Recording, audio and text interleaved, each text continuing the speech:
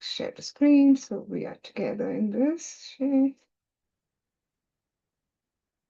You should be able to see my screen. Correct? Good. Before we begin, I acknowledge the traditional owners of the land and pay my respect to elders past, present, and emerging.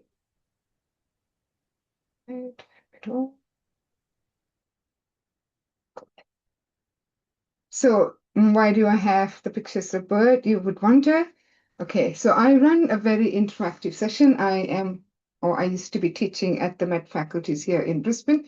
I taught in Bond, in UQ and Griffith. And I don't like the mama bird feeding the baby bird sessions because it won't work. I need you to interact so that we can work together. So I'm not going to do this part. I'm not sitting here and talking all the time and you imbibe on the knowledge. That's not going to work. You need to participate. Are we in agreement with that? Yeah? Good. Excellent. So I need to talk about the AMC grading because a substantial number of you do not understand how AMC marks. And this is important for your preparation. As you can see here, someone who has scored all the domains, so he or she scored the performance of the procedure 4, management plan 4, and approach to patient 4. So how did this person then fail this station? Why do you think they failed?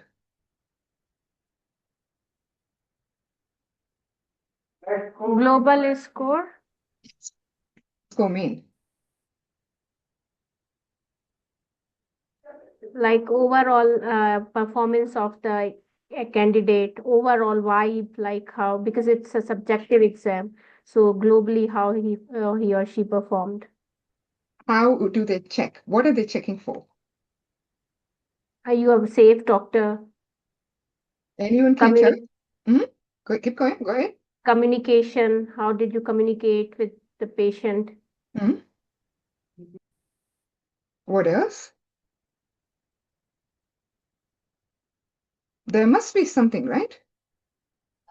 The way it is presented, like organization, in the way, it should be done like step by step, not in a haphazard manner. Anybody else? Any critical error that we should? Critical error, you would fail in the main one. Anything else?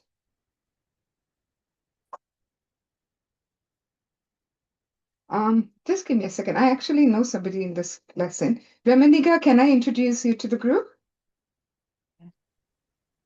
Yeah, hi. Okay.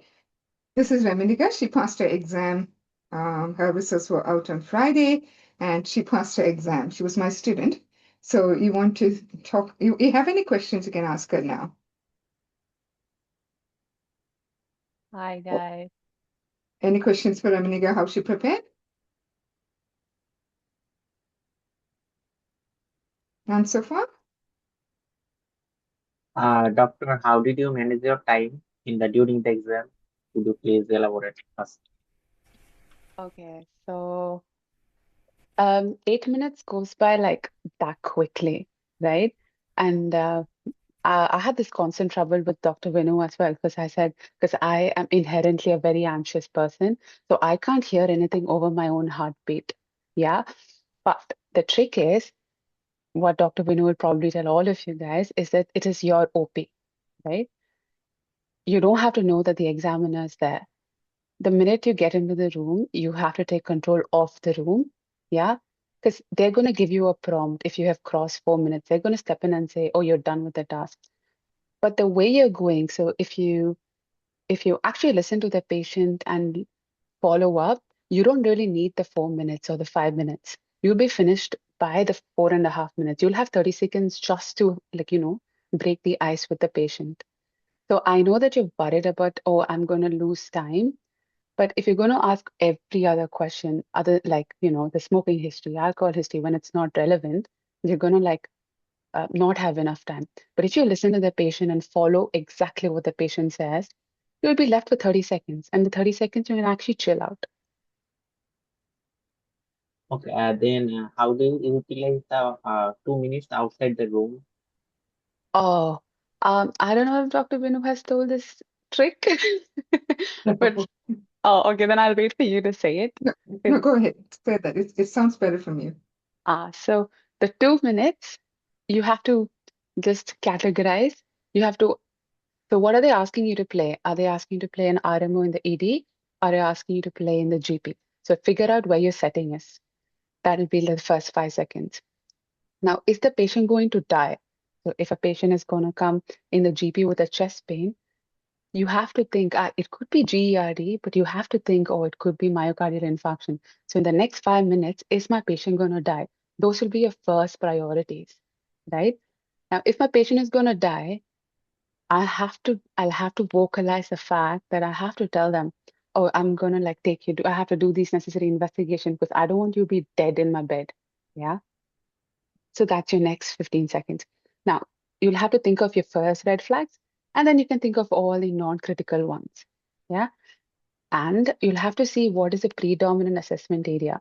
So if it's a patient coming with you because she's already received a report, your predominant assessment is gone in counseling, not history. So you'll have to look at the understanding of the patient more than why you're here. And yeah. So that's how you go. So of 2 minutes, you just have to block it out and see what you're assessed on. What am I going to do? Is my patient going to live? And act accordingly. Okay, and how long the stems are usually like 4 or 5 lines or like 2 lines? All your counseling stations will have like 8 lines because they don't want you to spend a lot in history. So you'll have like a big stem in all your counseling stations, but your history will just be like a 3-line stem. So you'll have to be quick about it. They will give you vitals, so you just have to check which vital is abnormal. They do it on purpose. And yeah, uh, I was taught by Dr. Vinu, and she told me very specifically not to ask hemodynamic stability. And I mean it because I have people who ask hemodynamic stability, and the examiner just looked at them and said, "Oh, like do it yourself. Like it's not my job, right?" So if you find that there is a hemodynamic instability, you'll have to vocalize it and move on. That's it. Yeah. Oh, actually, sorry to congratulate you. Oh, no worries. Thank you. Okay, okay. Thank you for the suggestions. Okay. All good. All good. Okay. All right. So, Ramanika, I'm going to make you the co-host so you can deal with the Yeah. where's the co-host? Make co-host. Okay, so you can help me with letting Yeah. All people in. good. Thank you very much. All right. So AMC exam has 2 separate scoring. One is your checklist score, which will be from 0 to 7. So as you verbalize, the examiner clicks each and every part of it. And the second part is going to be your global rating. So AMC hasn't published what they're looking for in the global rating. There's a lot of things you need to do. Sometimes, as much as when the patient says something and you have not acknowledged that, that can give you a problem. Okay, so like patient said, my tummy hurts, and you didn't listen to that, you continued with something else, that can give you a problem. So AMC would say that the examiner would consider that you didn't give importance to patients or their symptoms, and ergo, you don't pass the station. So you need to be mindful of this global scoring very much in your preparation. And remember that you're often practicing with another doctor, so you don't practice these soft skills. So every time you practice with a friend who is also going to be inevitably another doctor, make sure both of you practice the soft skill, the eye contact, answering all the questions, etc., etc. Are you with me so far?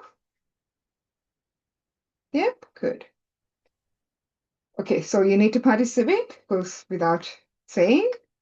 You can be wrong here. It doesn't matter at all that you got something wrong here, but I would like you to get it wrong here and get it right in the exam center. And remember, in the AMC, the examiner will not feed you or prompt you. They won't ask, oh, you've forgotten this. No, it's not their job. They are supposed to sit there very silently and very quietly. So they will not prompt you in anything. So here is where you're going to learn all the skills. So science. So I have a fellowship in teaching, and this is what we normally follow. 5% of what you hear, you would understand, you'll remember, 10% of what you read, 75% of what you practice, and 90% of what we teach or explain. That's why I like being a teacher, because if I don't know something, I can learn again, and it makes me happy to teach someone. That is how I actually learned statistics, because I had to teach stats and I didn't know how to. So I had to learn, and when I taught it, I understood stats better. So this is what we're going to do. I will teach you the structure of the cases. I have the clinical expertise to guide you. This is a safe space. And I can give you examiner feedback. I'm an OSCE examiner, not for AMC. I'm an OSCE examiner for university. You need to bring your courage, your voice in every time. I don't want to hear, is my patient hemodynamically stable? That would drive every single examiner mad. Your presence, that means you're actively here, not just attending the session, and you need to strike the march. So remember, mind is not a vessel to be filled, but a fire to be controlled. Plutarch. And I did a heat map. Ethically, I cannot share any of the recalls, and I refuse to share the recalls. And this would be the heat map that I looked at. So from 2023 to now, obstetric PE is ranking very, very high. Then APH, Previa, and PPH are next. Decreased fetal movements will be the next one. And then dysfunctional uterine bleeding or menorrhagia, miscarriage, and PB bleeding will be the number 5. C-section birth plan, it is a bit dropping in 2025, but that means that it could pick up again now. Postnatal depression or psychosis has been consistently high. Hyperemesis gravidorum dropped in 2025. I believe it will pick again. Preterm labor, preeclampsia, and eclampsia. So like I explained in my last session, one of the most important way you can learn for AMC exam would be, number 1, you get all your psych cases. That would be 2 minimum. You get all your counseling cases. That would be 2. You get all of your psych counseling and physical examination. That would be 2. So that means there are 3 2s, and that's 6. Now, if you learned your OBS, there would be 1. There has to be an OBS case. Because the medical deans of Australia and New Zealand has decided, or there's a paper that says that what is a competency of an intern in Australia. AMC tests you at intern level, so you must, and you will get an OBS station. So these are the common ones. You need to know them. So it's not just knowing a little bit of everything.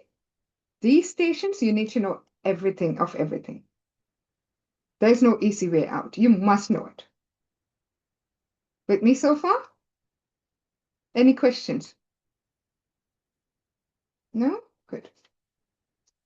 So we are going to look at it looks a bit chaotic, but I have my reasons to do it. The first case we are going to look is going to be obstetric PE. I can't see the charts while I'm talking, so give me a second. What is it? Okay. So obstetric PE, APH, placenta previa, and then decreased fetal movements, dysfunctional uterine bleeding. This is how we are going to do. As you can see, the list. So the first would be, so who is going to take the case? I need one of you to do this.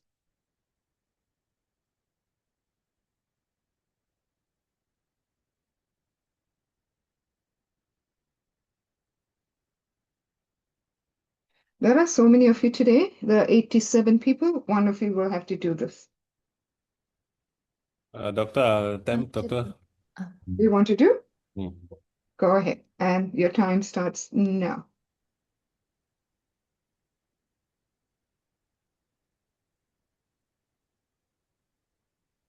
Start. Oh, okay. Hi, good evening. My name is Dr. Avinash. I'm a GP working here. I understand your name is Sarah. May I just confirm your age, please? My name is Sarah, and I am 34 years old. 34 years old. Oh, great. Okay. So from your records here, I see that you're 32 weeks pregnant, and you're here for your routine antenatal check. I'm going to perform a obstetric examination today. So I will need you to, I'm sure you've been through it. I'll need you to lie down, and I'm going to need to expose your belly later. And I'll be involving some palpation of your tummy and doing some further checks. Is that okay for me to proceed? Sure. All right. Before we proceed, can I just check, are you in any pain? No. Okay, that's great. All right. So firstly, I'm going to check the vital signs. Any abnormality with the vital signs? No. No. Okay. And I want to know what's the BMI of the patient. The normal parameters. Normal parameters. All right. So first, I will start with the hands and check for any pallor in the hands. And of course, check for. Oh yeah, I need a chaperone. Sorry. Yeah, and check the pulse rate and rhythm. And then proceed to check the face and check for any conjunctival pallor, any jaundice. Check the tongue, oral mucosa for any pallor. And then next, I'll proceed to check the abdomen. I don't think I need to check the breast for the moment. So what I'm going to do is I'm going to expose the patient so I can see the abdomen adequately. And I'm going to inspect the abdomen and see that it's distended with a gravid uterus. Next thing I want to do is check for the symphysiofunder height to see whether it corresponds to the dates. Does it correspond to the dates? Or am I just supposed to proceed, doctor? You just proceed. You don't Okay. have to ask. All right. Okay. Once I've checked for the symphysiofunder height, of course, I will palpate lightly and check whether there's any tenderness or feel for tightening or any contractions felt. And then I want to check for the lie of the baby, the lie of the fetus, whether it's engaged or not, whether it's longitudinal, whether it's breech presentation or not. And next, I'll check for any, obviously, I will go and check for striae. That's on inspection.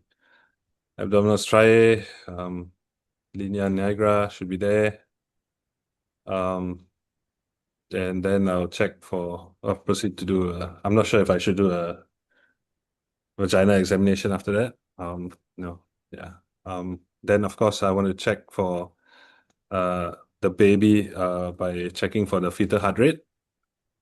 I'm not sure how we do that here in Australia, but normally they could do it with a peanut stethoscope or maybe suggest a CTG later. Yeah, I'm a bit blur here, doctor. Sorry. That's okay. You Yeah, gave it a go, and that is important. yeah. Right, I'm going to stop the timer. Is there Yeah. anybody else whose exam in the next couple of weeks who wants to give this a go? Yeah, go ahead. And I set the timer for you, and then I'll come back to you, doctor. Doctor is not in the coming weeks, but a couple of months. Okay, anyone who has exam soon, in the next couple of weeks, that will be beneficial for them. If not, then I'll offer her the option. No, you can go ahead, doctor. Okay. All right. So hello, my name is Sadia. I'm one of the doctors here. May I confirm your name and date of birth, please? My name is Sarah, and I'm 34 years old.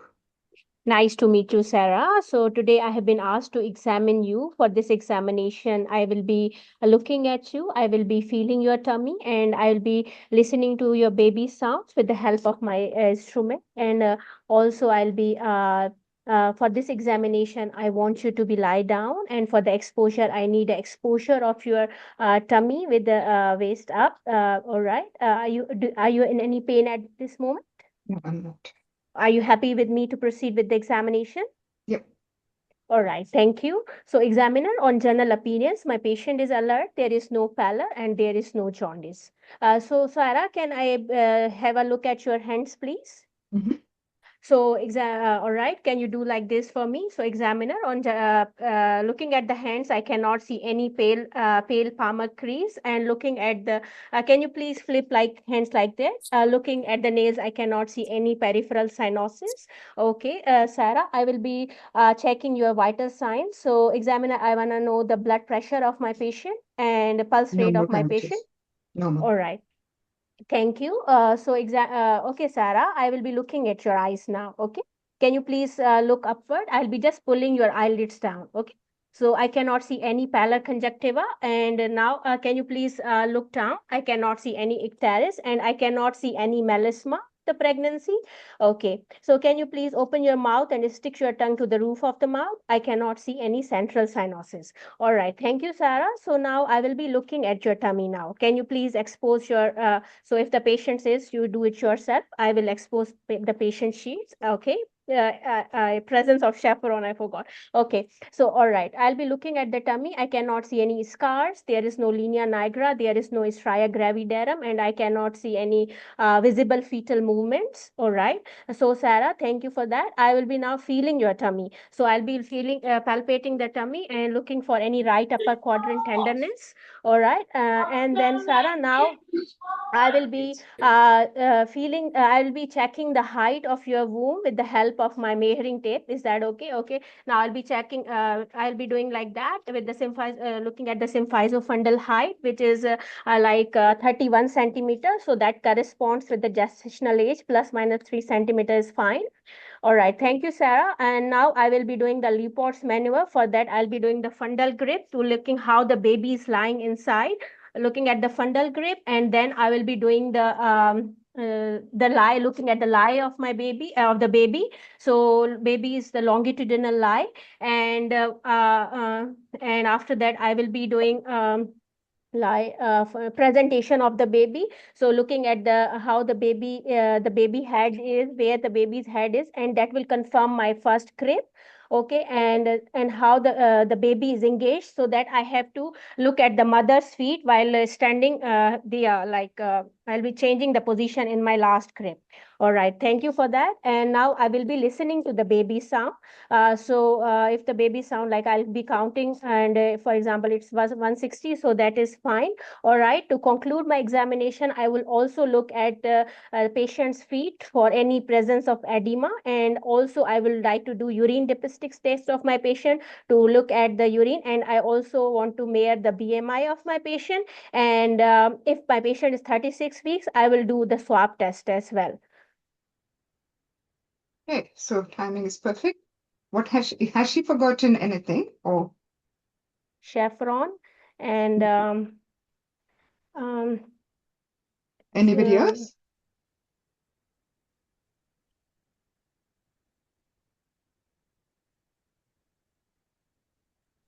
No, fundal height, I said, symphyzofundal height. Fetal height she And did. yep. Or reflex. Sorry, what is that? Clonus? No, you don't check Reflex. clonus only. You only check Eclampsia. clonus if the patient. There you go. Empty bladder. Yes, That is yes, the yes. critical. I was Oh, waiting someone would find it or not. It yeah, is where yeah. the mistake is. You see, small mistakes can tank an entire Yep. case. Yep. All right. And you Empty also bladder. didn't position the patient properly. Okay. How were you supposed to position the patient? Doctor, initially with the patient sitting down, and then patient lying down. Flat on the belly or 45 degrees?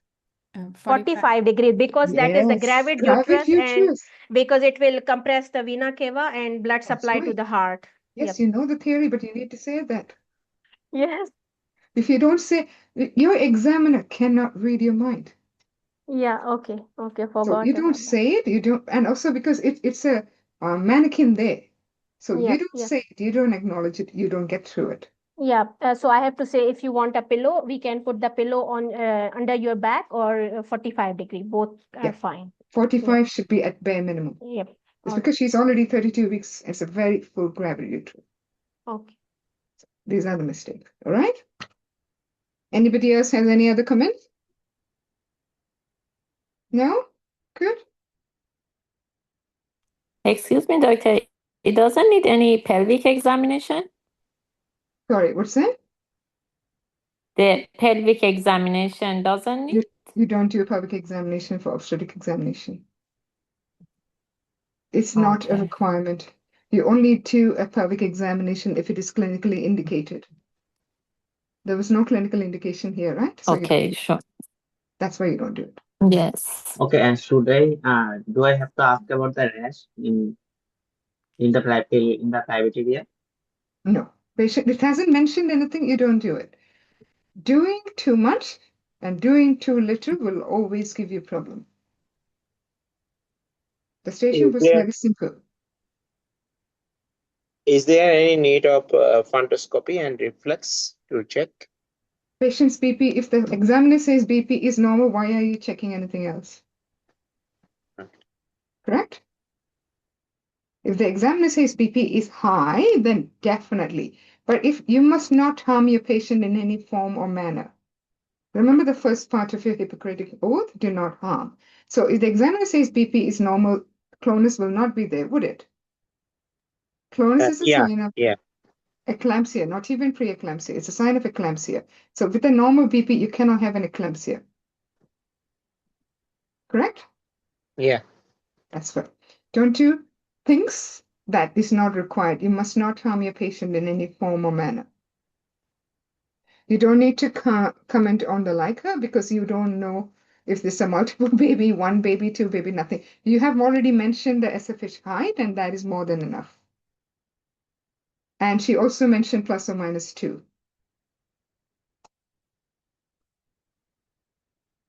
Okay, so I got to stop share for a sec. So this is the Leopold maneuver. I will put these slides up in my Telegram channel afterwards, so you can see how to do the Leopold maneuver correctly. Because this is one station, a lot of failure happens, and it's actually one of the easiest station to pass. Has any of you given this exam before and failed the station? Yes, Dr. Right. I failed this Okay, station. so do you know what you have forgotten? What happened? So, doctor, the thing was when I was doing Leopold's maneuver that day, there was a transverse lie, and my diagnosis was correct because I got the marks on the diagnosis. But accuracy of examination, I got like 3. So she was, the examiner was saying like, don't tell me what you are looking for, tell what you have found. So this was, I was not able to like comment on. So you didn't comment on transverse lie, or? No, she was like, I was saying on the fundal grip, I am looking for this. So she said, don't say what you are looking for. Tell what what you have found. Mm. So because on the fundal grip, there wasn't any head or anything. So I could not find anything. So on like when I was doing the second maneuver, then I found the transverse line and then I said, but again, like I messed up. Yep. We all make mistakes. So I teach ECG.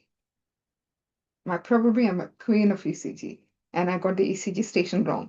And at that exact moment, the only prayer that I had was, dear Lord, please don't let this be one of the students that I taught who is my examiner, because I refused to look at the examiner. I didn't want the examiner to jump off the bridge, because if I had taught them ECG and I get it wrong, that's not good, right? So we all have stations we tank, and it's not your fault. It just happens sometimes. But we do it again. Try it again. We've already got the Leopold maneuver down pat right. So I'll share this. So to save time, I'll share this in the PowerPoint in the Telegram channel later. This is going, okay. All right, fundal height. This is another station. A substantial number of doctors get it wrong. How do you measure fundal height? Who wants to go? They actually have a station only to measure the fundal height. Does anyone know how to measure the fundal height, the protocol? So I think we start from the sternum and then we go down until with one hand, we start from the sternum until the palm of our hand touch the fundus. And from there, we take the measuring taping and then we measure up to the pubis. Something like that. Yeah. Is it correct? Anybody else? Okay. Yeah. You got it. But anyone else? We I think should for start me, I was measuring from the pubic symphysis to the xiphisternum. Okay, that's good. Anyone else? So, doctor, with the palm of our hand, we have to locate where the fundus is, and then we will do with the symphysis pubis, and with the opposite, like our measuring tape should not be like centimeters should be down and inches should be above. So we will start from the symphysis pubis, and then we will do it here, and then we will flip and see like it is 33 centimeter or not, or like what is that? Yeah. But otherwise, So, we have to flip that. Yeah, so it's very, very important to avoid observer bias. You need to turn the tape so the inches would face you, the centimeter is underneath. Okay, you will fail if you don't get that right. Yep. So there are a lot of protocol you need to follow. So I prefer to measure from the fundus to the pubic symphysis, but another book says it's from the pubic symphysis to fundus. I don't know which one is right. No idea. And I'm not an obstetrician, so do not know. So the video will be there in the Telegram channel, so you can watch how to measure it. Okay, we're going. So these are the basic thing you need to know. You explain the procedure to the mother. You need to get the consent. You have to wash your hands. Patient has to be at 45 degrees. Make sure the bladder is empty. Please make sure the bladder is empty. And expose enough of the abdomen for you to do all of them. And then use that, then have patience. So you want to get that, you only measure it once. Remember that you only measure once, and you have to tell the examiner that I will plot it now. People waiting, just give me a second. And then if it is, so you need to explain that plus or minus 2, whatever the significance is. And remember that you cannot do the fundal measurement in a woman with a BMI over 35 if she's already been diagnosed with polyhydramnios or if she has multiple or large fibroids in a clinical history. If the clinical history outside shows any of this, and if they ask you to measure the fundal height, say that you can't do it. Are you with me so far? Good. Doctor, can you please enlighten me about the hand wash? Like whenever we enter the room, there will be a hand wash, or we just have to put a hand gloves. And what about the commentary will be? Sorry, I didn't understand what you're asking me. Can you type the question?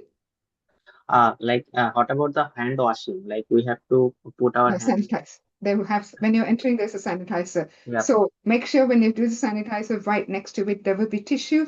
Use the tissue to wipe the hand sanitizer off, or you will spend hours dry, hours drying your hand and put the gloves on. So sanitize your hand, use the tissue, wipe it, and then you go ahead and wear the Okay. gloves. Do I have to giving running commentary with this, or I just have to do it? No, you just do it. You don't have to say. That's the moment you're introducing yourself to the patient and telling the patient what you're doing while you're sanitizing your hand. You guys are lucky. When we gave the exam, we had to actually wash the hand. It's so much easier with the sanitizing. Okay, so obstetric history, you should know by now how to take a normal obs history. This is the bare minimum that you need. So you know gravida, you know para, you need to know the key obs symptoms. So always make sure you ask nausea and vomiting, any reduced vital movements, is there any bleeding at the moment, any pain, any vaginal discharge, headaches, vision changes, or epigastric pain for the preeclampsia, pruritus for cholestasis of pregnancy, or even HELP syndrome, any unilateral leg swelling. Why unilateral leg swelling? DVT, pulmonary embolism. Because pregnancy increases, right? The virtuous triad. Any urinary symptoms, current pregnancy, the scan results, etc., previous pregnancies and deliveries. Past medical history, very rarely you need to ask. And then you always need to ask, is my patient, are you safe at home? Is there any safety concerns you have? So currently in Australia, I have last looked at this slide a little while ago, so I'm just making sure this is still correct. So it's under 10 weeks booking visit. We need to make sure folic acid, vitamin D, avoid smoking, alcohol. And then if there's need, we do give the vitamin A supplement. Baseline is always going to be BP, urine, and BMI. Blood is going to be the FBC blood group rhesus status. Check the hemoglobinopathies, Hep B. We do all of the Hep B, syphilis, HIV. Urine culture for asymptomatic bacteria. 2014 is when we do the dating scan to check the gestational age and gestational age. And then we do all of the screening. You should approximately know your screening test. 15 to 20 quadruple test, 20 weeks anomaly scan, 28 weeks screen for anemia, 34 second dose of anti-T, 36 you're checking the presentation, and then 40 weeks is the options for prolonged pregnancy or if you're going to do the induction. So basically, there are things you must absolutely know. Antenatal care is one thing you really need to know. There is no question. You cannot, I am a master of winging things. So I only learn 1/4 of things, and I hope to wing a lot of things after that with my skills. But OBS, I studied everything. So there is 150 pages document in Queensland Health for contraception. I have read every one of that pages because I only wanted to give the AMC exam once because I didn't think I would have the money or the mental fortitude to give it again. So I gave it all. I spent a lot of time. I do not even know how my kids looked at when I studied for the exam because I got up at 4:30. I studied till 6:30, cooked breakfast and lunch, sent the kids to school, went to work, came back 6:30, cooked dinner, fed the kids, and then I studied till 11. And most of the time I had 4.5 hours of sleep. It is hard work. You can't pass this exam. And the other thing I wanted to explain to you is about the 50% rule. So when you were in med school, if you are an average student, you only needed to work 50%. You will pass the exam. Okay? And then there's something called deliberation. So if you are sitting for the exam, assume that your grandmother passed away or something horrible happened in your life, and the med school staff knows about it. And then after the exam, when all the examiners meet together, there is a deliberation, and then your head of the department will say that, I know her. She's a brilliant student, and her grandmother just passed away. She is grieving, and that's why she didn't do well. And they will give you that bonus mark. Most often it happens because they have known you for that long. In the AMC exam, your examiner doesn't know you, and there is no deliberation. So I'm an OSCE examiner for universities. When I finish marking, I sign, and then the iPad gets closed. I never see who are the bosses of this OSCE. I don't know who they are, and I do not meet them. All I get is that the day before the OSCE, I will get the station, and I have to sign a confidentiality clause that I will not discuss the case with anybody else. And then the next morning when I go there, the simulated patient will be there. I have half an hour with the simulated patient. We try the case together. I'm happy with it, and the case starts. And then when it finishes, we sign off on the iPad, and it will not be opened by anybody else. So there is no deliberation. So the 50% effort that you did for your med school will have to be 100% for AMC exam. You cannot win this otherwise. So the antenatal care, bare minimum, you need to know. So these are my checklists. I will post it in the Telegram. The slides I'll post anyway. So we've done that. So this is good. So the critical points is what you need to remember: forgetting to empty the bladder, measuring the SFH with the wrong side of the tape, not auscultating the fetal heart, reassuring reduced fetal moment. If the patient is complaining about that over the phone, it's not right. We have to get the patient to the hospital and do the CTG or even the clinic.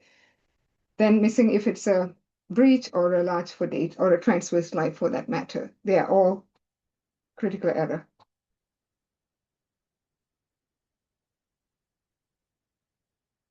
So in a normal antenatal history, you need to confirm the LMP, you need to confirm of the fetal movement, always check for preeclampsia symptoms, and at the moment, is she bleeding? Has she got any discharge? And any past obstetric cases, whether she had a cesarean before, she had a GDM before, or preeclampsia. And then medical is going to be the hypertension, thyroid, diabetes. And then I always want to win the cases, so I always ask the support at home. And if she's pregnant, please make sure you check the smoking and alcohol. And obviously domestic violence screening. So examination, we already looked at that. I'm not going to go through it. All right, case 1 we have done. So if it's a normal OBS exam, you reassure the patient, you have to tell the examiner that I will document the finding, and then you book the next antenatal visit. So we do 4 weeks until 36, and then it'll be 2 times weekly, two times weekly. Then large for dates, ultrasound for growth, like her and Doppler, and then refer for obstetric exam. Small for dates is always a critical thing. So you need to do serial ultrasound every 2 weeks, and then you do the umbilical Doppler. CTG, late deceleration is always a problem. You have to call your senior immediately. Then you have to think of the reduced fetal movement. We will do CTG ultrasound on the same day. We cannot reassure over the phone. If it's a phone call, do not reassure. Bring the patient over. Iron supplementation if anemia is detected, folate 5 milligram, diabetic or epilepsy, otherwise it's 0.5. And then all the time, explain your findings as you go. Remember that your examiner cannot read your mind. What you have verbalized is what you're going to get marked. So case 2, who wants to do this?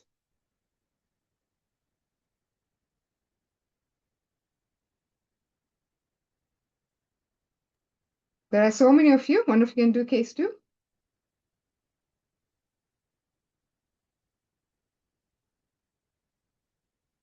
Come on, guys. Who's doing? You want me to randomly call one of your name, or you're going to decide who's going to do? Dr. Vinu, do I have to turn on my camera? I'm No, you not at don't have home, to. but No, okay, you don't then have I'd to. like You to can attend. just do it. That's Okay. perfectly fine. Ready? You can Yeah. read the case and then tell me when you're ready, and I'll set I'll the read timer. the case once more.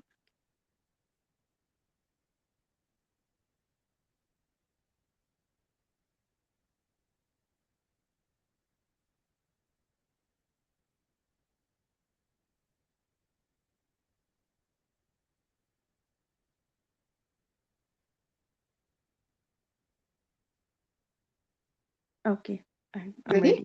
Yeah. Hi, my name is Dr. Ria. May I please know your name? My name is Sarah, and I'm 28 years old. 28 years old. Oh, nice to meet you, Sarah. So I've seen from the notes that you're here because you're having abdominal pain and bleeding. Is that correct? Correct.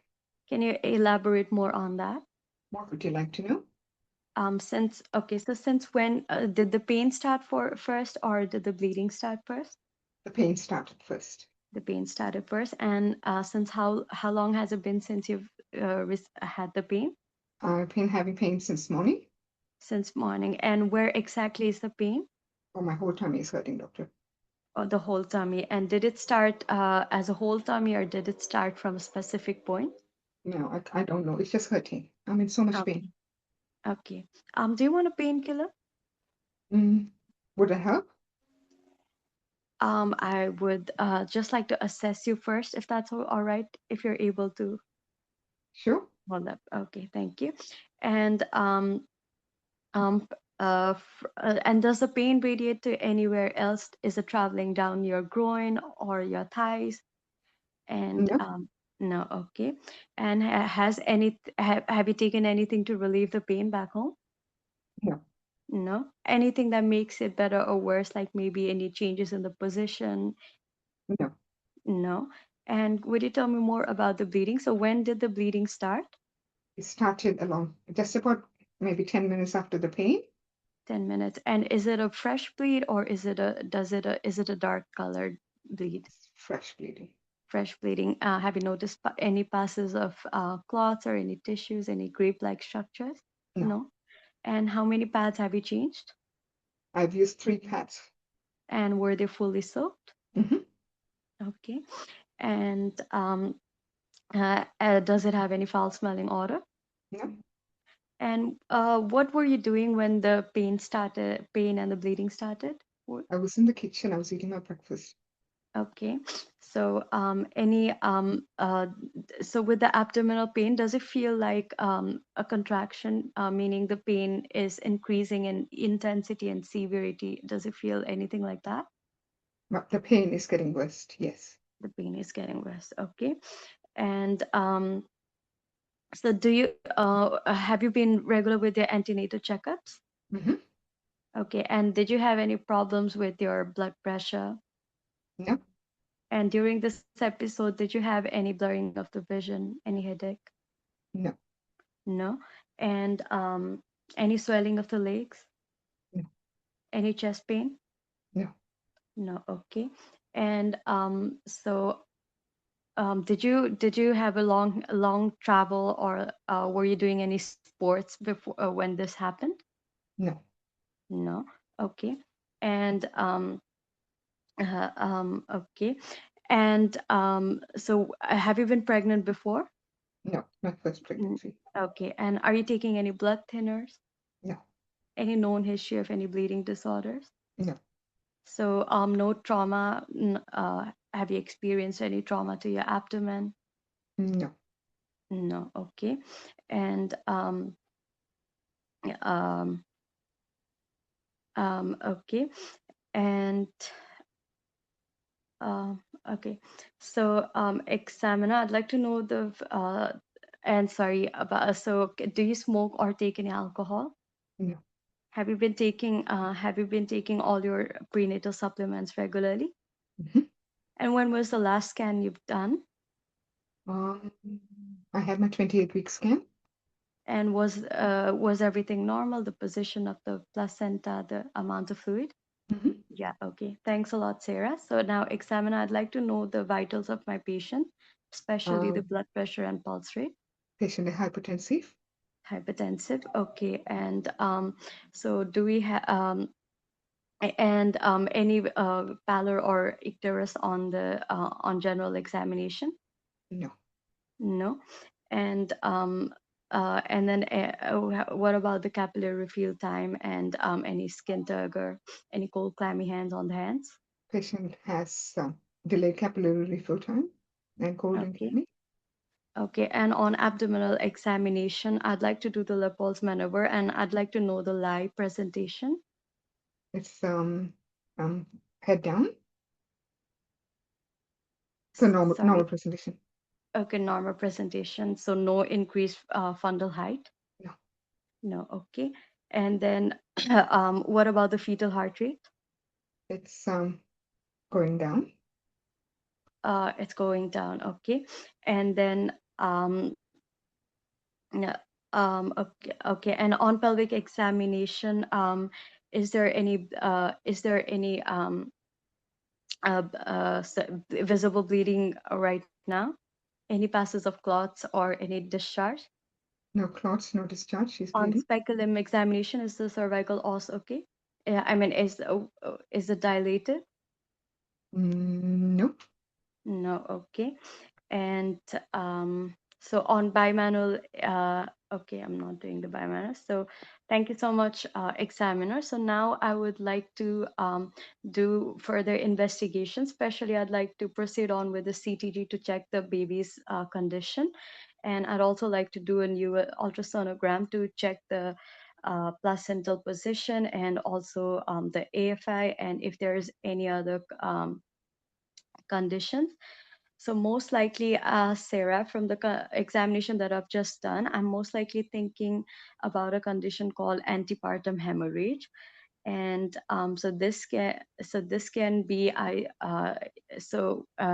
antepartum hemorrhage. Especially, I'm thinking about placenta previa. Sorry, I'm think.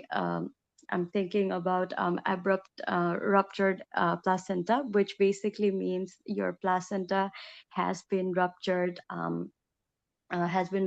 prematurely. So a placenta is a piece of tissue that connects the baby to your womb, and this tissue has been prematurely ruptured, causing the abdominal pain and the bleeding. And however, I was still considering a few things like maybe a ruptured uterus or even a placenta previa or maybe a preterm labor. So what we're going to be doing now is we're going to be admitting you, open up the IV fluids and manage you for the hypertension. So we'll be giving you fluids. And then after the fluid, I will also be liaising with my obstetric seniors.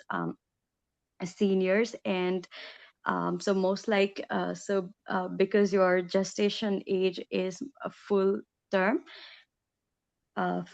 because you're full term, we're also be most likely going to be doing a cesarean section, but that's something your obstetrician will tell. And since your blood group is Rh negative, we'll be also be giving you an anti-D, which is a medication that basically helps in preventing something we call Rh incompatibility. Time.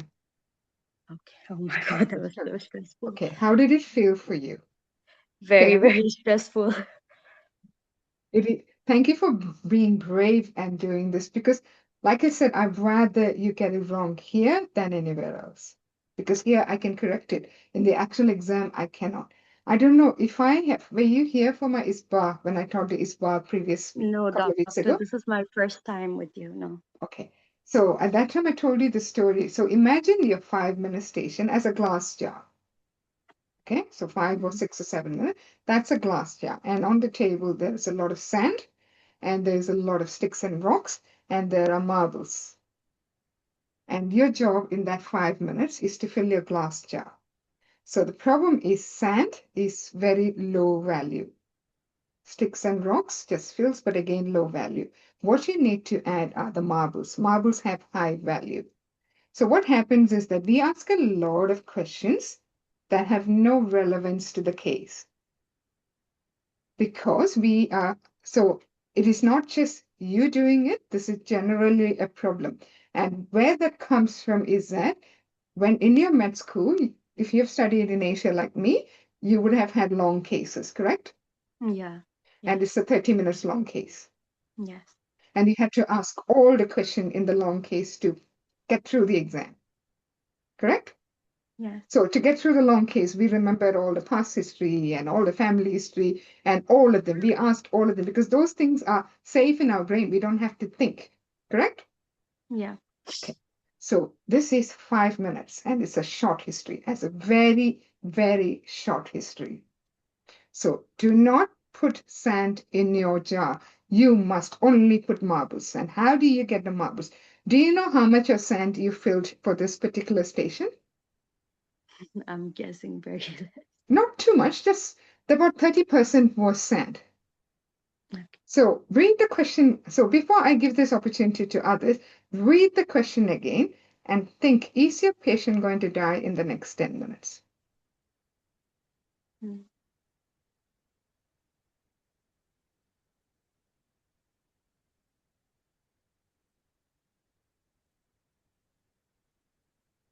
What is the key word here?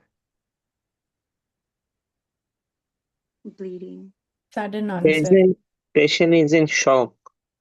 Sudden onset. Yes, it is very sudden. So the things you need to read. So the stem can be very long.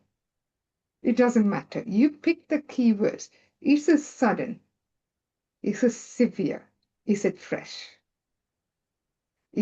So anytime a pregnant woman, so in the last trimester, if she is having severe pain and bleeding, you must think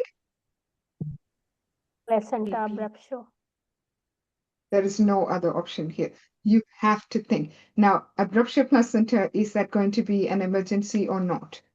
Yes. Is that a medical emergency? Gynecological ops Yeah. emergency. It's an emergency. Yeah. Okay. So it looks pretty simple, but careful. Dr. Sadia, are you an obstetrician? No, doctor. You're pretty tuned. All right. So anybody else want to give this? I only want a 5 minutes history. Anybody else want to give a 5 minutes history? Okay, Dr. Sadia, you are ready. Let me put the timer on because I like timing. And this is how you learn. You only need to do the 5 minutes, okay? Ready? Okay. All right. So, hello, my name is Sadia. I'm one of the doctors here. May I confirm your name and date of birth, please? My name is Sarah and I'm 28 years old. Hi, Sarah. Nice to meet you. So, how can I help you today? Doctor, I have this pain and I've been bleeding and I'm pregnant. I'm so sorry to hear that, Sarah. Are you in any pain now? Yes, I am. Do you want any painkillers? Would it help? Yes, they will surely help. But let me ask you, do you have any allergies to any medication or any penicillin? No. All right, thank you. I'll arrange the painkillers for you. Meanwhile, I'll ask you some questions to better understand the situation, and then I can be able to help you better. Is that okay? Sure. All right, thank you, Sarah. So, can you tell me where is the site of the pain? Okay, I'm going to pause you. Give me a second, just 1 second. Ramanika, are you still here? She logged off. Okay, anybody else want to take that first 2 minutes correctly? Without going through, Ma'am, actually first 40 seconds, without going through, is my patient hemodynamically stable? No. Anybody else? ma'am. Go ahead. Okay. Good evening. My name is Dr. Vijay. I'll be a doctor for today.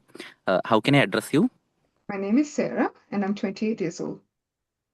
Okay. How can I help you today? Doctor, I have tummy pain and I'm bleeding and I'm pregnant. Oh, I'm so sorry to hear that, Sarah, but I think I can help you. Are you in a position to sit and talk, or do you want to lie down and talk? Yeah. Yeah. Make the patient comfortable. Your patient will die. Yes. No, ask the patient, are you okay? Do you want to sit down or do you want to lie Okay. down? At the moment, are you feeling dizzy? Is your heart racing? Yeah. If she is Yeah. bleeding, I need to save her. Drop everything. Save Yep. your patient. That is your rule. You understand how to win the cases now? Yep. Okay. Thank you, Dr. Vijay. You did fabulous. Okay. Oh, okay, now you can continue, Dr. Sadhya. Sorry, I needed All you right. to learn that, otherwise you will forget. Yep. All right. So Sarah, are you okay to answer my questions or you need to lie down? I'd like to lie down, please. All right. I'll just arrange the bed for you. Okay. So are you okay to proceed further with the questions? Would you question the patient now? Doctor, still we can't ask the history. Like then my She five. has bleeding, right? So what do you want to tell the examiner now? I want the I want to know the hemodynamic stability of No, my you don't patient want to and know the hemodynamic stability. You want what? like resuscitation room. Establish IV access. You ABC. I will move the patient to the to the resus bay. resuscitation room. Yes. Yes, and you're going to monitor the patient before you start taking the history, because as you take the history, your patient is going to deteriorate. Yeah, doctor, I was thinking in my mind, but the thing was, as you said, like we don't have to do hemodynamic stability in the beginning. So I was Okay, like, no. The hemodynamic stability, what happened is that, so every few months, AMC invites people like me who teaches the IMGs back in Melbourne to run a course. So the last time the course, one of the key thing all the examiners said was that it is infuriating when junior doctors come in. The first thing they ask is my patient hemodynamically stable? So imagine your examiners are consultants in hospitals, all right? You're going to be hired as intern or JHOs, junior house officer. So in the ED, the JHO, would you turn around and ask your senior consultant, is your patient hemodynamically stable? Would you or would you not? The idea for the hemodynamic stability is for you, most of the time you're using it to see whether you can proceed taking the history or not. But the easiest way to manage is that I'm going to check the vitals of my patients. Okay, and then you have to know if your patient is stable. You don't have to ask the examiner, is my patient stable? Got it? Oh, I've stopped the clock. Okay, now go ahead. So ask the question. Now move the patient to the resus. Now you do all of this and then start. I want the history now. all right. Okay. So first of all, I will explore the pain, Sikora, like site of the pain, intensity of the pain, the quality of the pain, dull, sharp, on since how long? Is it on and off or continuously there? And is it getting worse? What was she doing when this pain started before that? And anything making it better or worse? Is it going anywhere in the body?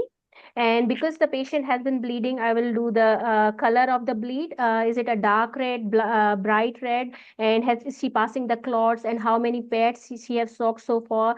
And are they fully soaked? And any bad smell to it? And moreover, is the patient feeling dizzy? Any racing of heart or any shortness of breath to see for the.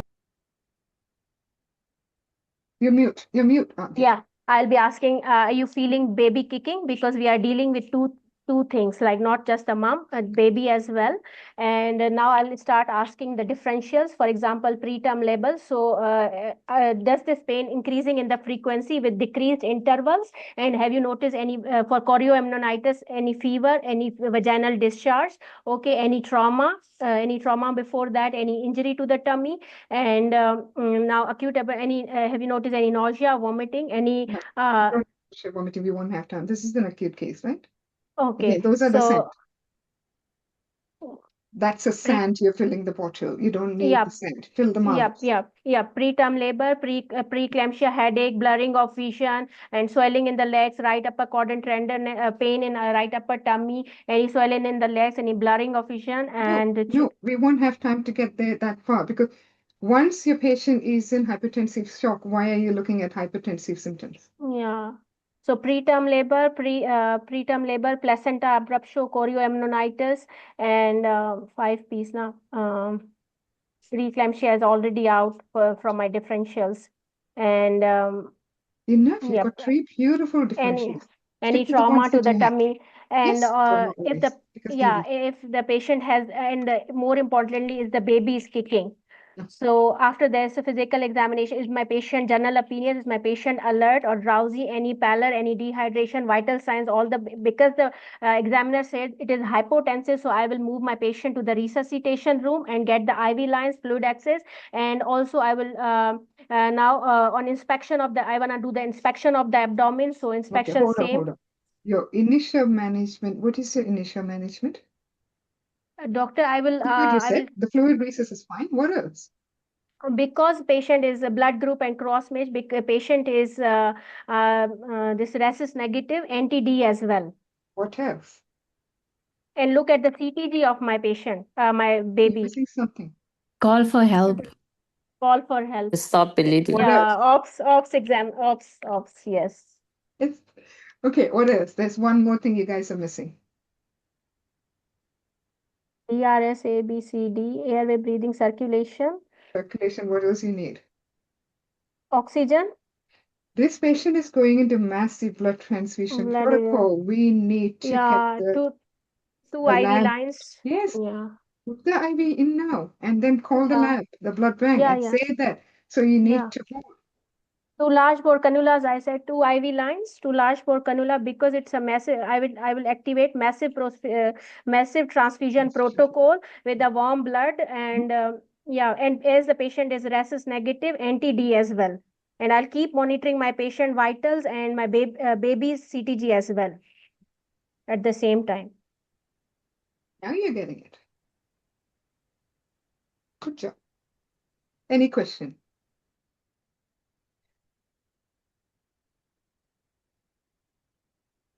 You're right, Dr. Gulshan. Yeah, acute setting, patient has to be stable. Yep. But don't ask the examiner, is my patient hemodynamically stable? Don't. Get the findings, what you want. Left lateral, yes. BP run control, correct.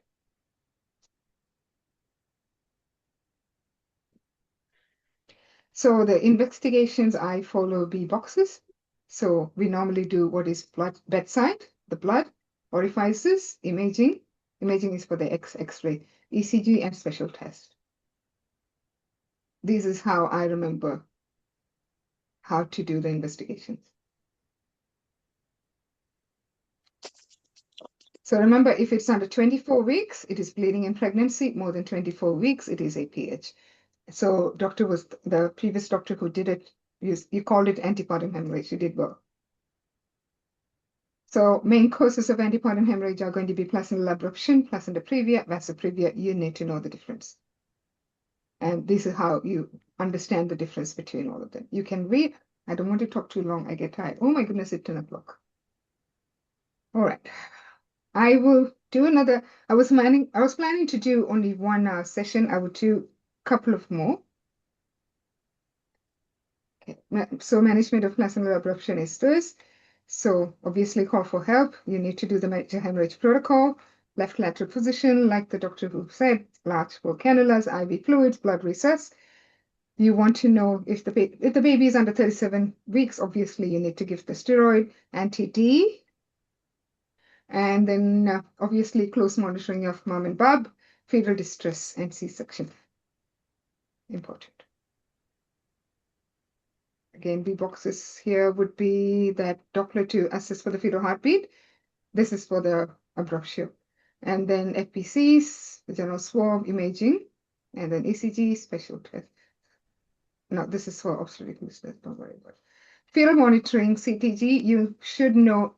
There are a few things when I say you should know. These are the ones that you really need to know, because if it comes, you should be able to score these stations. When I did my AMC 1, if he woke me up in the middle of the night and if he said close-up in, I would have said agranulocytosis. So like that, the things that you must know. Remember, AMC loved clozapine years ago, and it was agranulocytosis was the side effect that they wanted you to remember. So the same way, fetal monitoring CTG is really important. I assume you know how to read CTG. How many of you actually spend time learning CTG? So when I was a medical student, on the wall, I wrote all the specialties that are available to me to do my master's degree in. And the first thing I deleted from that was Obs Gynae. I was never going to be an Obs Gynae, and I will never be. And I spent an enormous amount of time reading how to read CTG for the AMC exam. I'm not joking. I don't like Obs Gynae. Okay, so you need to know your CTG interpretation. I have shared a Google Doc through the Eventbrite. If you haven't got access to it, let me know, because I have my lecture notes in the Google Drive. It's there. You would see post session. I have added a lot of links, and at the end of the session, I can give it to you if I can find the Google Drive, or one of your friends would have it. So a basic thing in Australia is to follow doctors' CE Bravado. So you define your risk, contractions, baseline rate, variability, acceleration, deceleration, overall assessment. They can give you CTG, and you should know how to do it. Late deceleration is always bad, so remember that. That Google Drive. I will share the link afterwards. Okay, small for gestational age. You would find I'll post a slide later so you can read this then. Let's do one more case. I will share the link in a little while. If any of you have my Telegram link, can you just post here so I don't have to multitask? I'll have to go back to the previous slide. All right, case number 3. Again, this is bleeding in pregnancy. Who wants to do this? Go ahead, doctor. One second, let me find my timer. Oh, sorry. Can I try? You can try, but just give me a second. I need to find my timer. I lost my timer. Okay.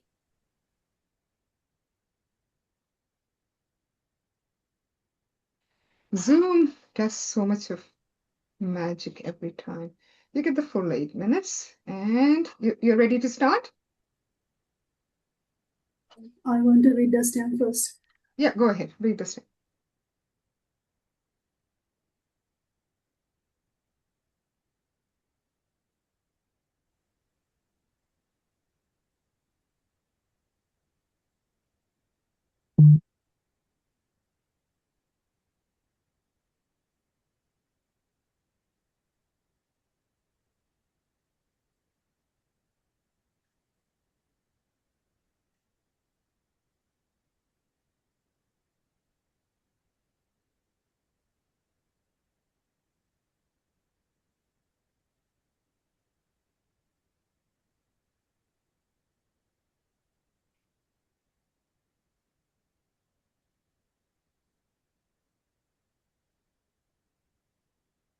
Ready?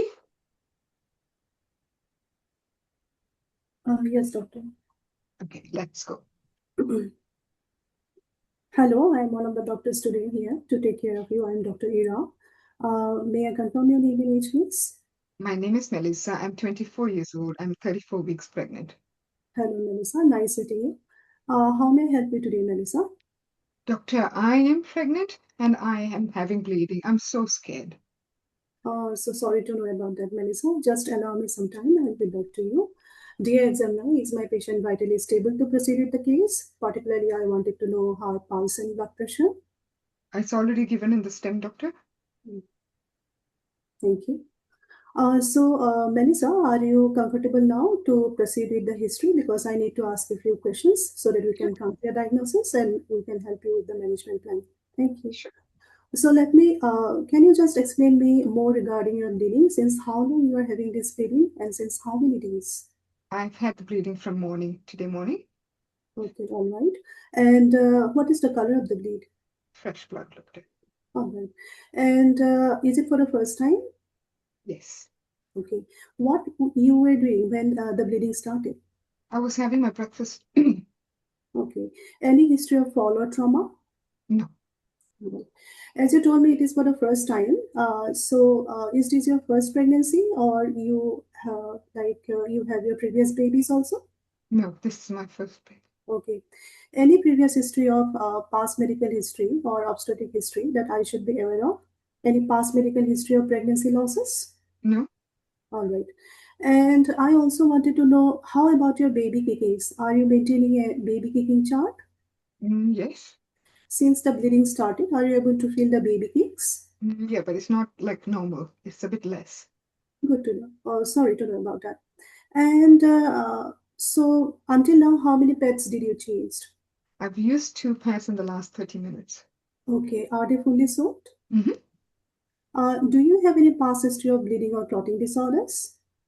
No. Are you on any blood thinning medications? No. No. Okay. And I also wanted to know, do you have any family history of congenital diseases or any genetic diseases? No. Okay. And also, I wanted to know, did you have any past history of any gynecological or obstetric surgeries or something like that? No. All right. And along with this bleeding, are you having also some tummy pain? I mean, lower tummy pain? No. No tummy pain. Okay. Did you also notice any swelling of the legs? No. Do you have any blurring of vision or headache in your previous, I mean, in this pregnancy only, in the previous weeks of pregnancy? No. Any history of raised blood pressure? Any history of your fraudiness in the urine? No. How about your urine and stool these days? Did you have any medical health issues like diabetes before? No. Okay, like 5 minutes. Okay. Okay, thank you, Vanessa, for the detailed history. Just allow me some time, I'll be back to you. Dear examiner, I'd like to do the physical examination of my patient. First of all, on general appearance, whether my patient is in a comfortable position, or she is kind of restless, or It's very restless. okay, all right. And also, I wanted to know the general appearance. Is there any signs of pallor, dehydration, edema, icterus? No. Any lymphadenopathy? Sorry, what's that? Lymphadenopathy, any lymph node enlargement? No. I also wanted to know regarding her vitals at present, pulse, BP. Her BP is 110/65. Her pulse is 108. Respiratory rate and temperature. Normal. SpO2. Normal. Thank you, dear examiner. I'd also like to know regarding her BMI. Is normal BMI. I'd like to do a focused examination of the abdomen. First of all, on inspection, is there any first of all, I also like to do the palpation. So on palpation, is there any localized tenderness or any localized tenderness or any lump anywhere in the okay, all right. And also with the consent of the patient and the presence of a chaperone, I would like to do the pelvic examination of the patient. No, first of all, I would like to do the obstetric examination, and I would like to know the fundal height. Normal. Okay, I'd also like to do the Leopold's maneuver. I'd like to do all the pelvic grips. I'd like to know regarding her lie, presentation, and the fetal health engagement also. Nothing abnormal. Fetal heart rate? It is going down. It's now about 95. About 95. Okay. And okay, with the consent of the patient and the presence of a chaperone, I would like to do the pelvic examination and pelvis examination, particularly on inspection. Is there any bleeding or clots of blood? Okay. So it is in the form of clots of blood or just kind of fresh bleed. And also, I wanted to know regarding the speculum examination, whether the os is open or closed. The os is closed. Fresh blood is present. Okay. And all right, I will skip the provisional examination because active bleeding is present. And any investigations available, dear examiner, like ultrasonography or CTG? So you need to do what is next. Your time is up for physical examination. Yeah. Thank you so much, dear examiner, for all the findings. So yeah, now I'll so the immediate investigations and management. So I need to tell this to the examiner or to the patient? To the examiner, please. Okay. So, dear examiner, depending on the detailed history of the patient and the physical examination findings, I would like to give some investigations. First of all the routine baseline investigations along with the blood grouping and the cross matching, and the RH typing. And also, most importantly, I'd like to do the ultrasonography to know the status of the baby, CTG, to monitor the well-being of the baby and the fetal heart rate. And these will be my immediate investigations to see the status of her pregnancy and the baby, particularly if the baby is in any fetal distress. And management, since the heart rate is going down and she is already 34 weeks pregnant, so so most likely there is bleeding this baby because of I think this is painless bleeding. So this is placenta previa. So the management will be in the placenta previa. He is or she is already 34 weeks pregnant. So I'll be giving some steroid injections to her because the baby may not be like lung maturity may not be there. So 2 steroid injections will be given to her.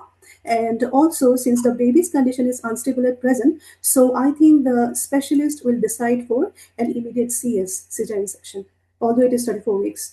Or if the baby's condition, they can stabilize the baby's condition. I think they can also try for some tocolytics first and then allow the pregnancy to mature at least up to 36 weeks. And then the specialist team will decide for a C-section for her. But since the fetal rate is going down, according to the CTG, I think these patients will need an immediate or urgent C-section. Thank you. All right. Thank you for doing it. Sorry, I was not prepared. I just tried. Doctor, trying is brave. I'm not here to judge you. I'm here to teach you. So getting it wrong here is actually the best because you learn from here. Yeah. All right. The team, the rest of you, what else should she do? Where does she do it right and where does she do it wrong? Doctor, whenever there is a bleeding, I always think if the patient is dizzy, like signs of anemia, palpitation, this question need to be asked. Okay. So you have to remember this is a performance exam. AMC is looking to see how you perform. So when I gave my exam, I had something for every single station. I had something that would set me apart from the other 39 doctors because I wanted to pass and I would do anything to pass. So the things that I had was like, if it's a station, I would ask, okay, I know you're worried and I know you're pregnant, you're really terrified. I'm here. I will be here. I will support you through this. Let's figure out what is going on. At the moment, do you feel short of breath? Do you feel your heart is racing? Are you okay to sit down and talk to me? Do you want to lie down? Go ahead. Make the patient comfortable. Then I see that your BP is 100/65. I will start an IV fluid now because I need to keep your BP up. Is that okay? And then I do the rest because she is, and also at the moment the examiner told you the fetal heart is going down. So 110 to 160 is normal. If it is 95, what should you do next? CTG. Yeah, but before that, you're the intern, right? Lateral position. Yeah, we are going to inform the specialist team. Move the patient to the call for help. Lies call for help. You must call for help. At that exact moment, you say, I am calling for help. Remember, even if you're 100 years old, if you're sitting for the AMC exam, you're tested at intern level. You can have all the years of experience, you are still tested at intern level. And AMC has that reason because they've been mandated. So when you come to work in Australia, you're either coming as specialist or you're coming as junior house officer, so the lower ranking jobs. The reason is that for your training. So are you able to work here with minimum supervision? Okay, so that you're tested at the same level as an Australian intern. If you look at my university students' recalls, or they don't do recalls, they have they'll say PV bleeding or anything like that. If you look at the file and if you look at the AMC exam, it is pretty much similar. So you're tested exactly like an Australian intern. So so they are waiting to see, can you work with minimal supervision? And when there is a need to escalate, that you can actually escalate. All right, so where did she go wrong? Did she go wrong in the station? And if she did, where was it? Who want to attempt being a teacher here? Anyone? Abdominal pain, any? Does she have any contraction? He asked. Okay. What else? And doctor, I think we should ask blood group and RH of the patient Okay. because All right. in Keep all the going. bleeding cases and baby kicking, I will ask always baby kicking. But I forgot to ask about her antenatal checks, those things. Did she have a scan that showed it was placenta previa? She's 34. She would have had a scan earlier, right? Yeah. Yeah. Okay. What else? Stabilize the patient, right? Yes. Blood group. Okay. What else? Anything else?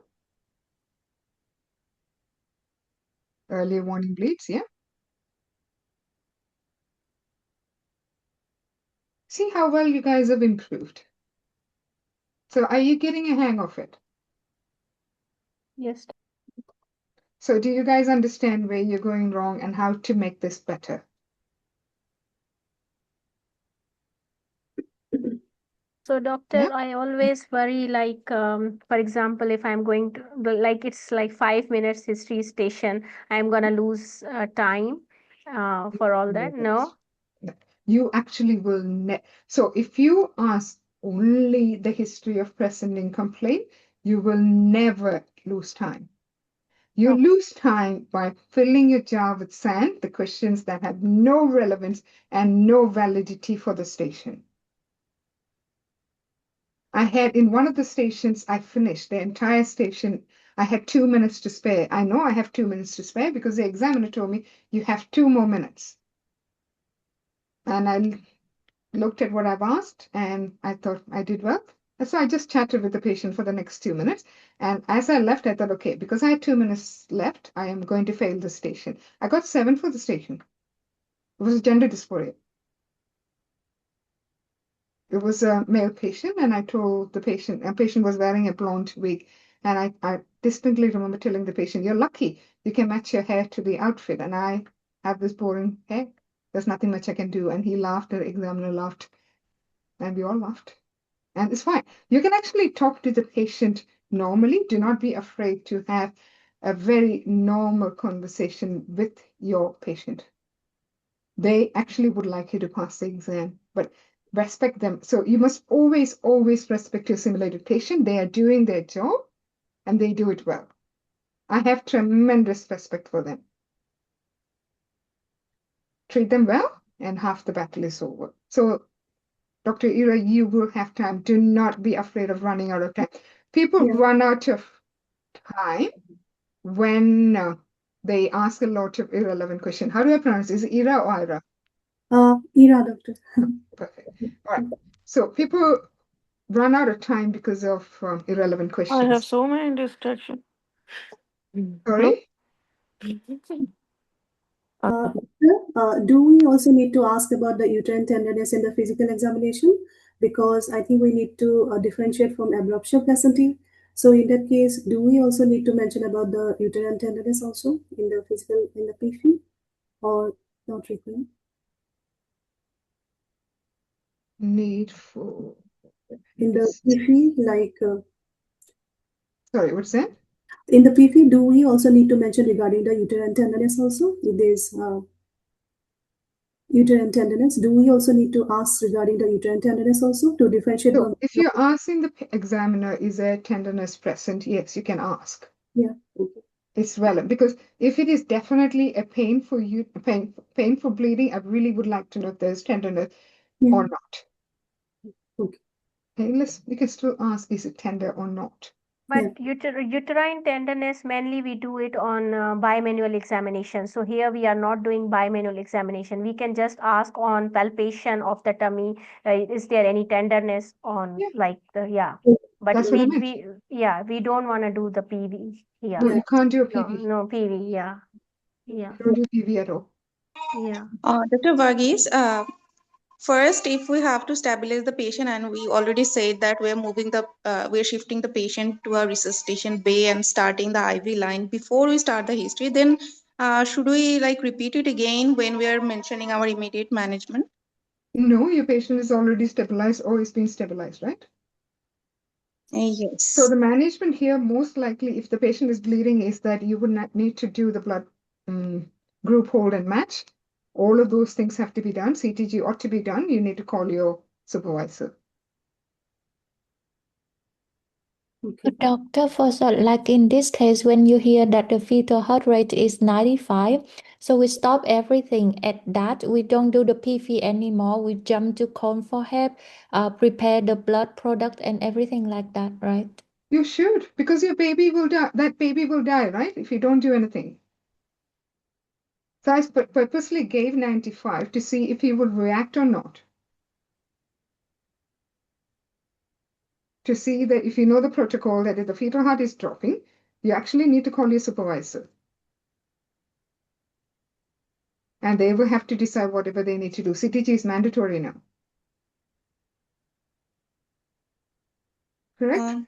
So, Dr. Verghis, should we ask about the fetal heart rate when we are like asking about the blood pressure and pulse, like to see if the patient is stable or not? Should we ask fetal heart rate at the start? Has the CTG been done? Okay. If not, you can say that I will order the CTG.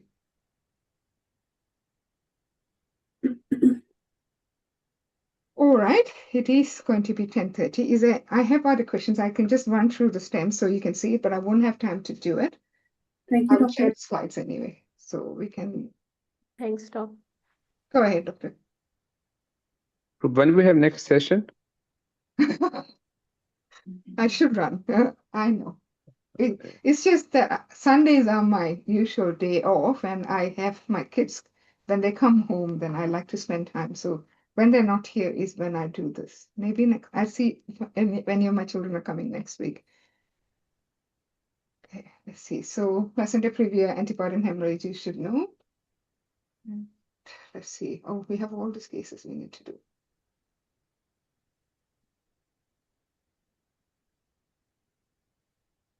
We should be doing. I'll post this anyway, so you guys can have a look at it. So that'd be better. So if there's any of these cases you don't know how to do it, we can work that. Now I have to give you guys access to my, I'll stop share so I can find where my file is. I'll post a slide up so you can look, see if you changes. Save. Where is my Google Doc? Okay, and share. Copy link. Copied. I'll post a Google Drive link so you should be able to access that. All of the bits that you need for today's session, all of the resources would be there. And I believe I can show you where it is. All the guidelines and all the special links.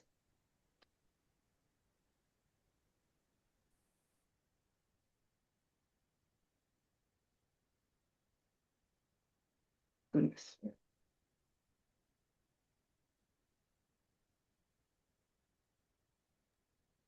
So this session will be uploaded, this like video, whole of your video. I should get it done. Zoom is a pain to deal with. So when Zoom converts all of this file, I should be able to. So this is a Google Doc, which you should be able to see. I've added the post-session resources, and of all of the things, this is a CTG, and you can see my screen right here. This is probably one of the best resources you can use. All of the Queensland Health Guideline is there, and before I gave the exam, I read every single one of them. Because I didn't want to fail the exam because I didn't know a particular guideline. Like I said, I don't think I have the mental fortitude to do it again. The QR code was in the slide, was it not? Let me get the QR code. Give me a second. Where is that?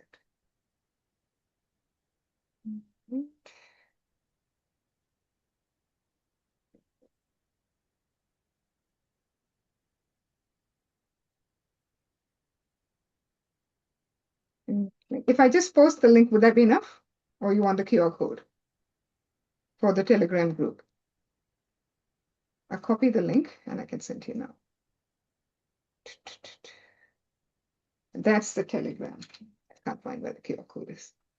All right, so that would be it. And I have posted all of the guidelines here for you guys, so you can use it. I personally have studied every single one of these guidelines.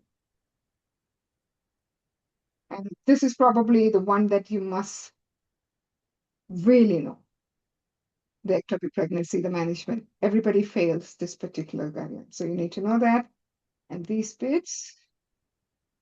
And let me see if I have another file. I'll stop share for a second. I think it's my Gmail.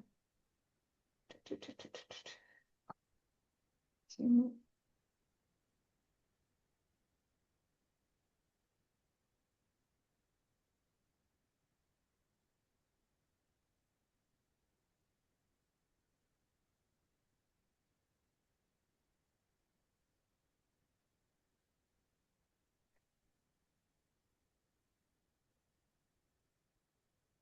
Just give me a second. Almost.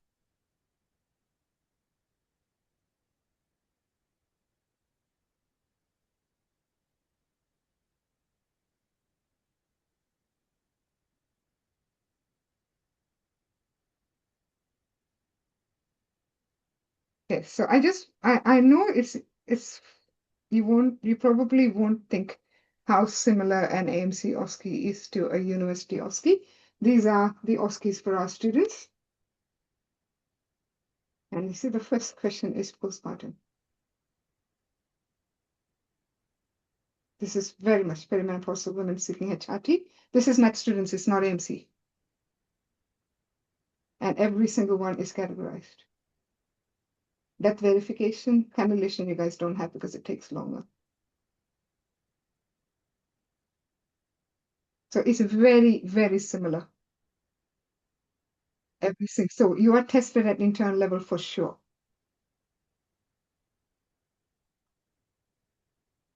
All right. Any other question before I stop for the day? Anything else I can help you with?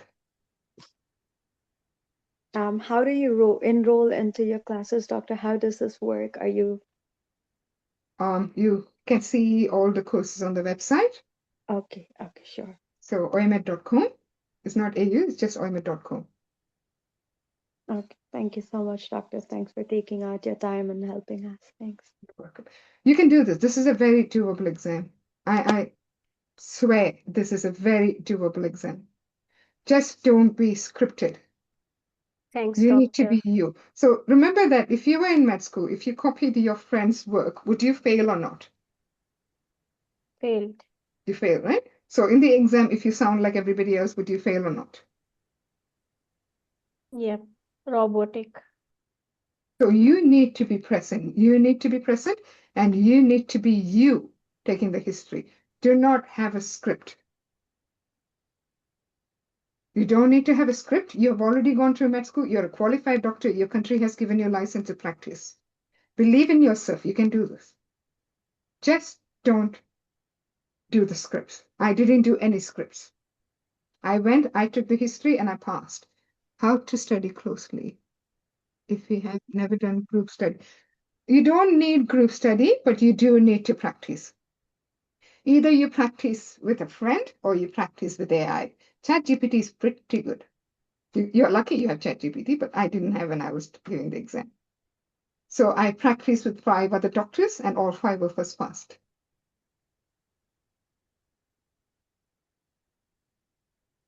What else? Anything else? Any other question? No? Doctor, I have just one question. In physical examination stations, how to give the radiochrometry? Like, first of all, in just 2 steps, like, first of all, explaining to the patient, I mean, giving the instructions to the patient, and then giving the radiochrometry to the examiner. Only these 2 steps, or in between, do we need to talk that I am looking for this, I am looking for that, or not, doctor? So I'm very sure that when I gave the exam, my neighbors thought I'm completely mad. Because every morning when I walk 5 kilometers every day. When I walk, this is how I did. Hi, my name is Dr. Verghis. Today I'm going to do a cardiovascular system examination on you. This exam involves me looking at your chest, feeling different areas of your chest, tapping on your chest, and listening to your chest with my stethoscope.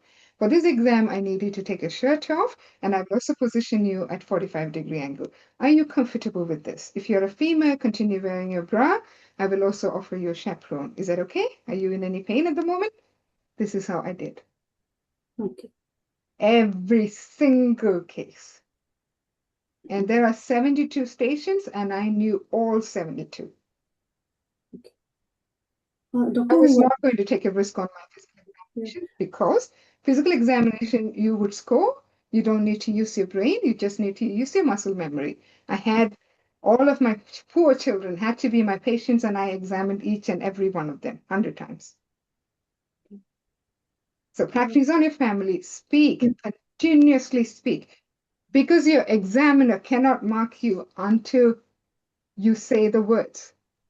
You say the words, they can mark because they cannot stand next to you and watch and mark. They will be sitting and listening and marking. There are a couple of times the examiner will get up and observe, like if you're doing a speculum examination, they want to see if you visualize the cervix or not.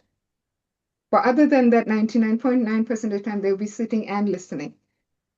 How do we manage time for each task? There is enough time. So every time, so one of the things I practice, so I live in Brisbane, I worked in Gold Coast, so I drive 1.5 hours every day when I was working in the hospital. So I would check the time, when the clock turns, I would look at it, and then I would count in my head. Okay, now it's 3 minutes, I look at the clock, if it is not 3 minutes. So 1.5 hours, this was the practice. So I knew when it is 3 minutes in my head, I knew when it's 4 minutes, I knew when it's 5 minutes because I trained myself for it. Was I obsessed? Yes. It's a very expensive exam. I have 3 kids. I could not have paid for it again. So I needed to pass.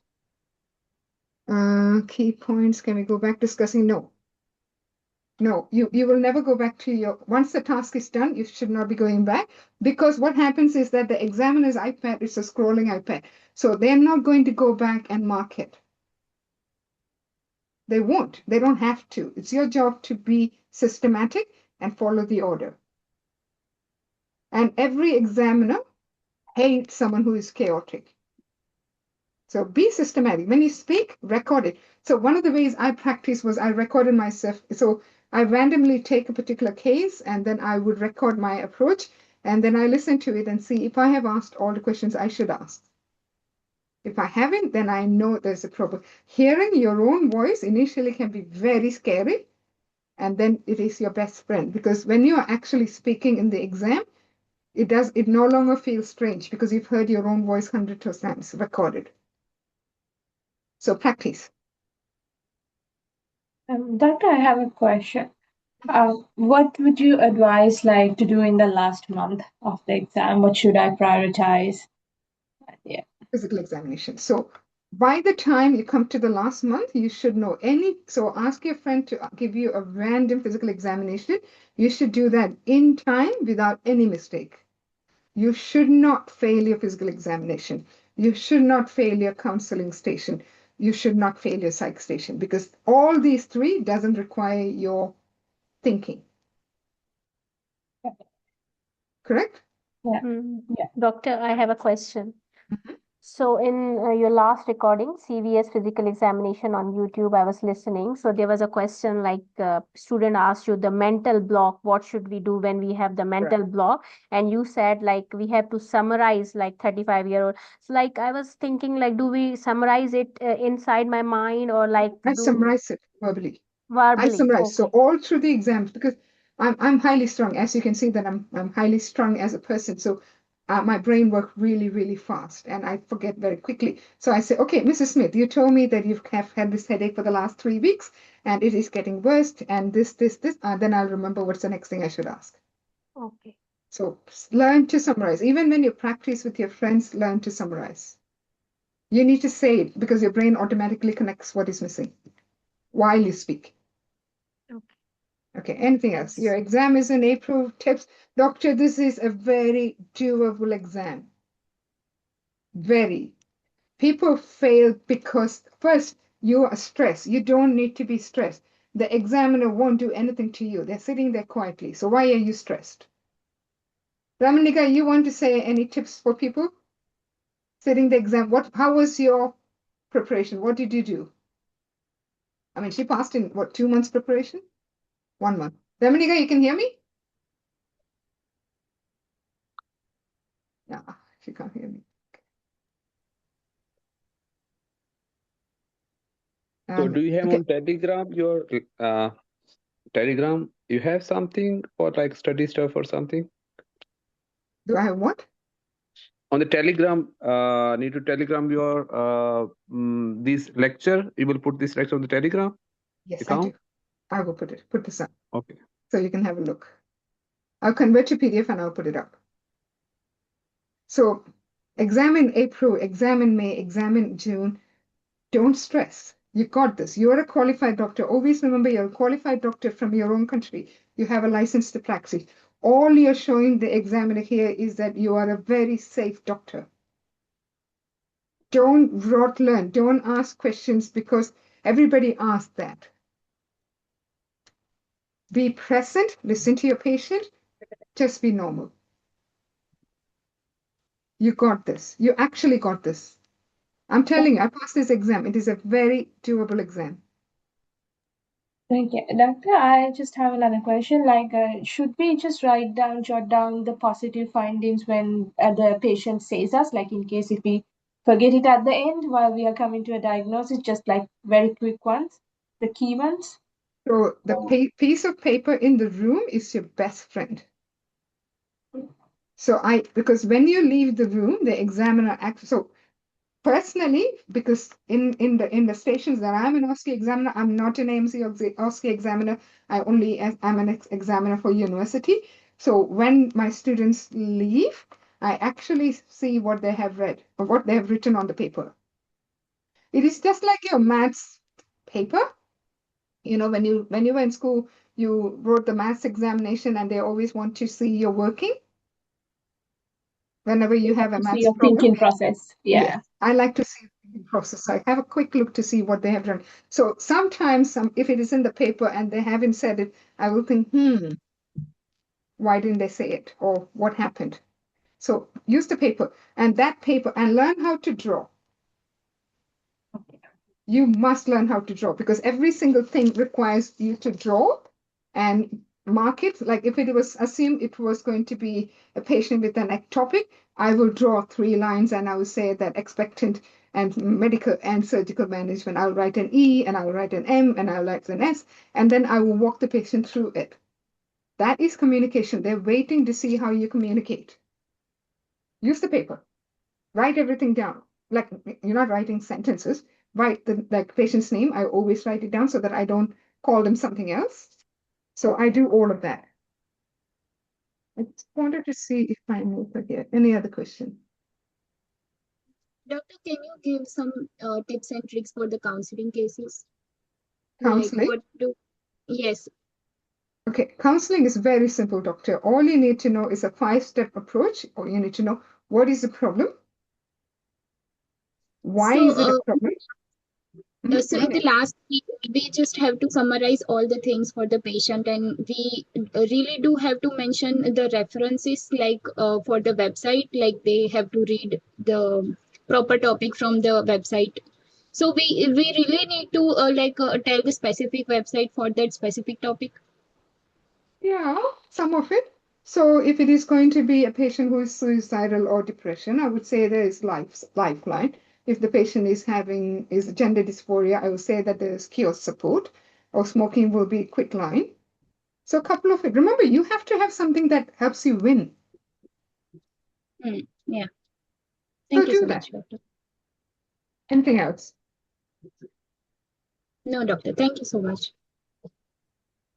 When you say you should not fail counseling, you mean we should memorize all management. Do not memorize, just learn. Because so I can do any counseling by following the 5-step protocol. So if it is going to be something that I need to talk, what is the problem? Why is it a problem? What we need to do, what will happen if you don't do anything about it, and what are the red flags you need to look for. That's it. That is the counseling that you need to know. Do not memorize, do not sound robotic. Be easy. I taught someone, she passed the exam in 1 month, and she's actually currently working in Coffs Harbour. She had a hemochromatosis patient, and she knew nothing about hemochromatosis. And she said that she drew a picture of the patient and the liver, and she said, this is your liver. And the simulated patient knew she didn't know anything about the hemochromatosis. And the simulated patient said, oh, that's my liver. Cool. Tell me more. And that is how she passed. Just drawing a liver. So do it. Use the paper and write things down. Explain to the patient. You can. Anything else?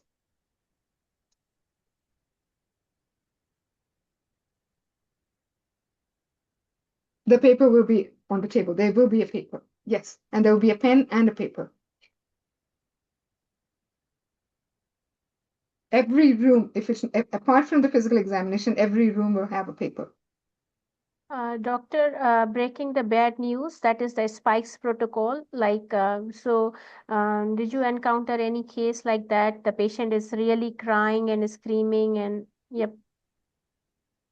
I told you, I have tremendous respect for the simulated patients. They are trained actors. To cry on demand is incredible. I have respect for them. Yes, they would cry. In real life, our patients cry, right? Yeah, yeah. So I even learned how to modulate my voice. Yeah, you told like you were one of the simulated patient and it was hurting your tummy the other day. Yeah. So I modulate my voice. So if it is a breaking bad news, if someone died, I say, okay, Mrs. Smith, I have something to tell you. You see my voice? Learn the modulation. It helps. When you record your own voice, you actually can figure out how to modulate your voice. Don't panic. This exam is very easy to do. Very easy to do. The 5-step is what I already said. Do not be stressed, doctor. This exam is doable. Trust me. I'm not the brightest spark on earth. I have taught incredibly smart doctors. Because we study. So ideally, you must not study AMC exam for more than 3 months. You will go mad. Your brain will be fully saturated. So by the time 3rd month come along, you will forget. You will think that you forget everything. Remember, when you became a doctor, you went through 5 years of med school. 5 years, different people have worked and made you a doctor. And that knowledge will not go anywhere. It will be there with you. So even if you think you forgot everything, so I was pretty blank. So I worked for WHO in the disaster risk management. So I'm very good at disaster risk management. I was in Philippines. So when I came to Australia, when I gave this exam, so the day before the exam, I walked around the AMC area to know the path.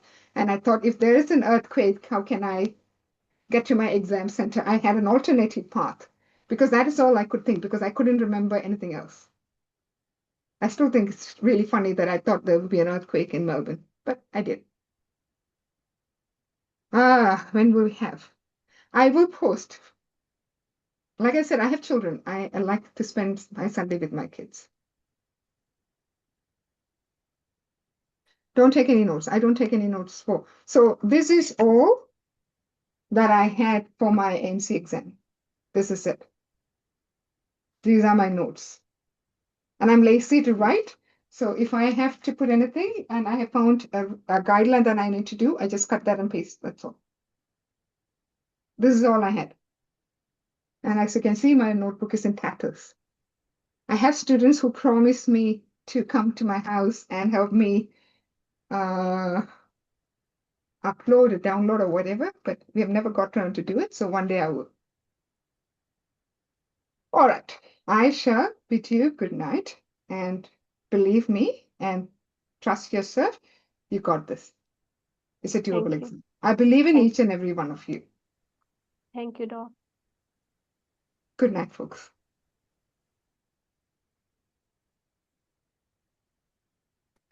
Terima kasih. Sama-sama. Avinash, sama-sama. Terima kasih is in my language, Malay.